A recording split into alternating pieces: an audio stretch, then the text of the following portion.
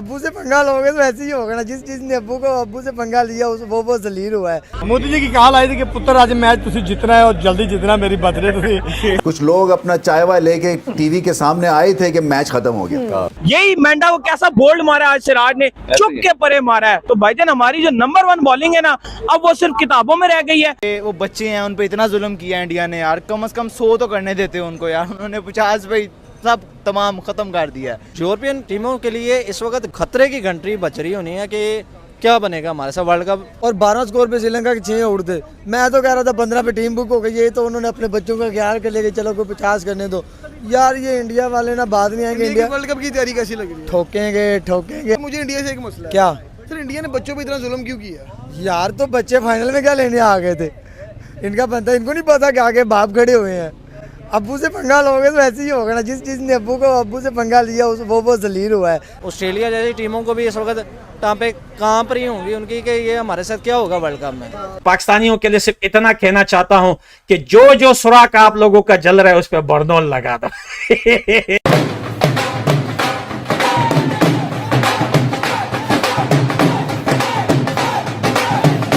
भाईजान sorry to से हमारी बॉलिंग अब नंबर 1 नहीं, अब नंबर 1 रह गई है। और बॉलिंग की है इन्होंने, हम 260 पर नहीं पकड़ सके हैं। 260 पे मिसी श्रीलंका को यहाँ नहीं पकड़ सके हैं। यही वो मेंढा की यहाँ आवाजें मारते रहे और हमें चलाते रहे, और मेंढा यहाँ पे रन बना के चला गया। यही मेंढा को कैसा बोल्ड मारा आज सिराज ने, चुप के परे मारा है। तो भाईजान हमारी जो नंबर 1 बॉलिंग है ना, अब वो सिर्फ किताबों में रह गई है। अब हमें इस ट्रैप से बाहर आना पड़ेगा। इंडिया जाना है, सोच कर जाओ, अपनी स्टारियां यहाँ छोड़ कर जाओ। तुम स्टार बने हुए हो, पहले परफॉर्मेंसेस दिखाओ। आप मुझे बताएं पूरे एशिया कप में एक परफॉर्मेंस बताएं जो आज इंडिया ने दिया, आपने दी हो बताएं। आज मुझे बताएं कुछ लाया रोहित शर्मा स्पिनर को खड़ा होने दिया किसी ने? यहीं पर बाबर आजम होते ना, तो जहां वो मेंडिस खेल रहा था, साथ वेलागे खेल रहा था, वहां पर पार्टनरशिप लगवा देते, स्पिनर लगवा देते। अगले ने स्लिपें हटाई हैं, लग रहा था ओडीआई मैच हो रहा है, लग रहा था टेस्ट मैच हो रहा है। देखिए सिराज की जो आप बात कर रहे हैं बॉलिंग की, वो बार बार ऐसी परफॉर्मेंस दिखा रहा है। हम कहते हैं जी शाहीन हमारे फलाना है, शाहीन हमारे ही हैं। मुझे आप एक बार बताएं कि उसने 2 ओवर से ज्यादा कब उसने अच्छी बॉलिंग किया? श्रीलंका वाला हमारे लिए सेमीफाइनल मैच था, मस्ट विन मैच था। उसने क्या किया?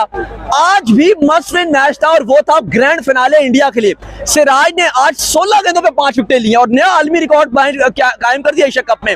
ये फर्क है कि हम खाली, बाबर ने जो बात कर रहे थे, जो सोशल मीडिया में भी चल रहा था, यहां से भी रिपोर्टिंग हुई, भाई हमारे प्लेयर अपने आप को ऑलरेडी स्टार बना चुके हैं। उनके प्लेयर अपने मुल्क के लिए खेल रहे हैं। उन्हें पता है कि अब वर्ल्ड कप है, हमने वर्ल्ड कप की तैयारी करनी है। हमारे शाहीन को कुछ और कह रहा है, बाबर वहां कुछ और कह रहा है, शदाब दोस्ती कोटे पे खेल रहा है, नसीम शाह अपनी भाई लंका प्रीमियर लीग में, सना भाई लंका प्रीमियर लीग में उसका ये कंधा पहले उतरा हुआ था, फिर भी वो खेलता रहा। आज वो बाहर हो गया। आज हम देख रहे हैं फायरवर्क्स हो रहे हैं, जश्न मनाया जा रहा है, जीत है भारत की। लेकिन क्या पाकिस्तान नहीं खेल सकता था फाइनल? अगर लास्ट एशिया कप का फाइनल हमने खेला था तो हमें चाहिए था कि हम ये तैयारी करते कि हम जीतेंगे। भाई हम तो क्वालिफाई नहीं कर सके, हम तो फाइनल में भी नहीं आए, और ये जीत होती है जो आज आपको नजर आई। इंडिया की 50 पे ऑल आउट, एशिया कप की तारीख में आज तक कभी ऐसा नहीं हुआ। तारीख में नहीं हुआ कि 50 पे ओपोनेंट को ऑल आउट किया और 10 विकेट से मैच जीत लिया। हमें क्या सीखना चाहिए? हमारे खासकर बॉलर्स को क्या सीखना चाहिए? बॉलर्स को तो सीखना चाहिए, लेकिन कप्तान को भी बहुत जरूरी है सीखने के लिए। हमने भी इंडिया के जब 4 आउट किए, उसके बाद आप देखिए आपके कप्तान ने कहा कि मैंने 50 ओवर कंप्लीट करने हैं, स्पिनर को लगा दिया। यहाँ पे क्या था? यहाँ पे उसने 15 ओवर में गेम खत्म कर दी। उसने नहीं सोचा कि अगर मेरे 8 मैंने 3 किया तो स्पिनर को लगा के ओवर खत्म करूं। उसने कहा भाई ये 15 ओवर में गेम खत्म करूंगा, और खत्म कर दिया उसने। ये फर्क है दोनों में टोटल। गलत है, इंडिया ने जो किया गलत है। मतलब ऐसा नहीं होना चाहिए। देखो आपने भी इतने मैच देखे होंगे भाईजान, लेकिन कभी भी इतना गंदा इंडिया नहीं खेला। मतलब ऐसा नहीं होता, किसी को ओवर में तो नहीं रिस्पेक्ट देनी चाहिए थोड़ी सी। ये बहुत गलत हुआ, हमारे दिल में बहुत चोट लगी है। सिराज को तो मेरे को मिल जाए तो मैं तो उसको आज ही डेबिट दे दे $1000 का, कम से कम। सिराज को तो 76 मारने हैं मैंने। अरे ऐसे कोई होता है यार? आराम इतनी जल्दी कोई थी? हमें इतना पैसा खर्च कर गए, दिल्ली से फ्लाइट ली है, और 55,000 रुपए तो मेरी फ्लाइट के ही है, और जो होटल की है वो अलग है। उसके बाद जो यहाँ का खर्चा है लोकल वो अलग है। मेरी बीवी तो मुझे तलाक दे देगी जी। नहीं, इंडिया की टीम ने इस एशिया कप में अपना पोजीशन जो है वो वाज़ेह कर दिया है। उसने सबको बता दिया है कि हम जो है ना, वो जो लोग जो अब हमारे बारे में तज़कियात कर रहे थे ना, वो गलत थे, वो गलत है। क्यों ना? इसका बनता है 50 पे श्रीलंका को इनके बॉलर ने आउट कर दिया।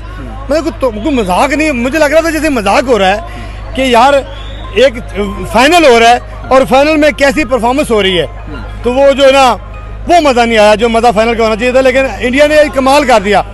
इंडिया तो ऐसे लग रहा था जैसे जंगल के अंदर एक शेर होता है ना, शेर, वो हिरन को तो खा लेता है, लेकिन हिरन के बच्चे को पकड़ के ना उसको ना खा रहा होता है ना उसको भागने देता, उसको खेल रहा है। मोदी जी की कहाल आई थी कि पुत्र आज मैच तुसी जितना है और जल्दी जितना, मेरी बर्थडे तुसी। और एक जो हाइप बनी थी वो सबको लग रहा था कहीं ना कहीं श्रीलंका सरप्राइज करेगा। और मेरा ख्याल है आज सबसे ज़्यादा जो लॉस में है या दुख में है वो ब्रॉडकास्टर है। उन्होंने भी नहीं सोचा था कि ये हमारे साथ होगी। कैसे देखते हैं इस फाइनल को? देखिए, कई मैचेस के ऊपर ना तबसरा करना ना बहुत अच्छा होता और मुफीद होता है। इसलिए कि इसके ऊपर क्या तबसरा किया जाए जहाँ पे कोई टीम आई नहीं। ऐसा लग रहा था कि कोई मुकाबला, मतलब अभी कुछ लोग अपना चाय वाय लेके टीवी के सामने आए थे कि मैच खत्म हो गया। बहुत बड़ी डिफीट है श्रीलंका की, हाउसफुल घर में खेल रहे हैं और बेसिक बॉलिंग से देखिए आउटस्टैंडिंग बॉलिंग नहीं थी। पहले गेंद हिलता है, क्रेडिट देना पड़ेगा सिराज एंड कंपनी को, मगर ऐसी कोई इम्पॉसिबल सिचुएशन नहीं थी। खुद उन्होंने पिच बनवाई, खुद टॉस जीता, खुद बैटिंग की, तो इसका मतलब है कि ये चीज़ें तो ठीक हुई और उसके बाद एक्सिक्यूशन सिफर थी।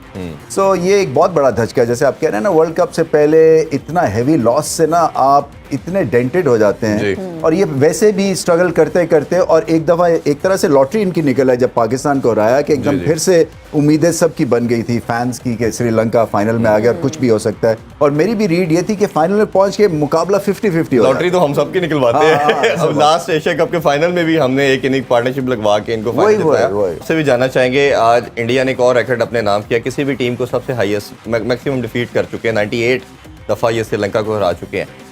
भारत ने सब कुछ ही ठीक किया, सारे बॉक्सेस को टिक किए। कैसे देखते हैं उनकी कम्पैक्ट परफॉर्मेंस को? लेकिन it was a complete performance. इस तरह का कंप्लीटली आप किसी भी टीम को इतना बुरी तरह नहीं हराते, और ख़ास तौर पे इंटरनेशनल क्रिकेट में मिनोस के ख़िलाफ़ तो आप एक्सपेक्ट करते हो कि इस तरह का वन साइडेड अफेयर होगा।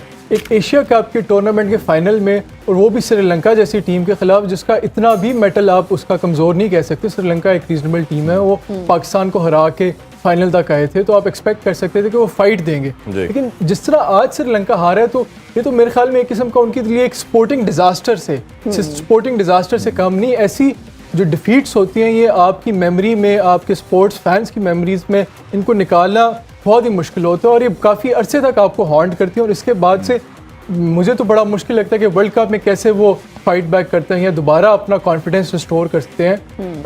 Very big defeat. ये वैलिड पॉइंट है, इसलिए कि ये एशिया कप के फाइनल में ये डिफीट हुई है। ये भी नहीं है कि पूल मैच है। Exactly. तो ये इसलिए मेमोरी में हमेशा रहेगी। उस्मान साहब से हम जानना चाहेंगे, आप क्या समझते हैं कि श्रीलंका का टॉस जीत कर बैटिंग करने का फैसला क्या दुरुस्त था? देखिए, विकेट बिल्कुल आधे घंटे में मैच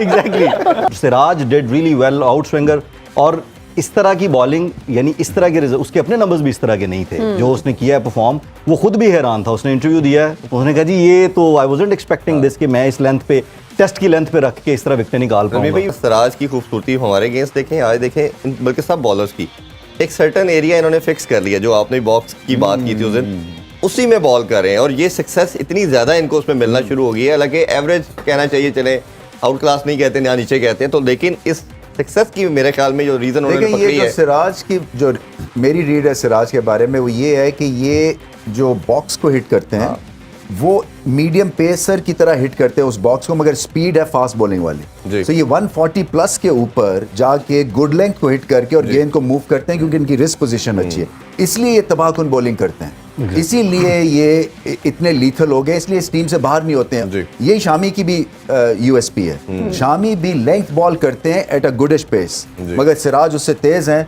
और क्या होता है कि जब आपका गेंद वो आता सीधा है और पड़ने के बाद फिर लेट स्विंग होता है, तो आप कमिट करते हैं कि यहाँ पे खेलते हैं और गेंद फिर आपको मिस कर जाता है। तो ये आपकी टेक्निक को चैलेंज करते हैं इवन ऑन बैटिंग सर्फेस। बिल्कुल ऐसे ही इनकी क्वालिटी है, और इन स्विंगर आउट स्विंगर दोनों। और ये और फिर बाउंसर अच्छा है, तो आपको बैक फुट पे भी रखते हैं, उसके बाद बैक फुट से फ्रंट फुट पे जाए तो मूव कर जाता है गेंद। और इनका मैं देख रहा था कि इनके फादर जो थे रिक्शा ड्राइवर थे, तो इस उस हम्बल बैकग्राउंड से आना और इस तरह इंडियन इतना बड़े कंट्री के अंदर अपना नाम पैदा करना, एग्जांपल्स ना आपको सब कॉन्टिनेंट में बहुत मिलेंगी। और इसकी बहुत बड़ी वजह ये है कि जिस लाइफ से ये आते हैं और जहाँ पे पेडेस्टल पे पहुँचते हैं, ये वापस वहाँ नहीं जाना चाहते हैं।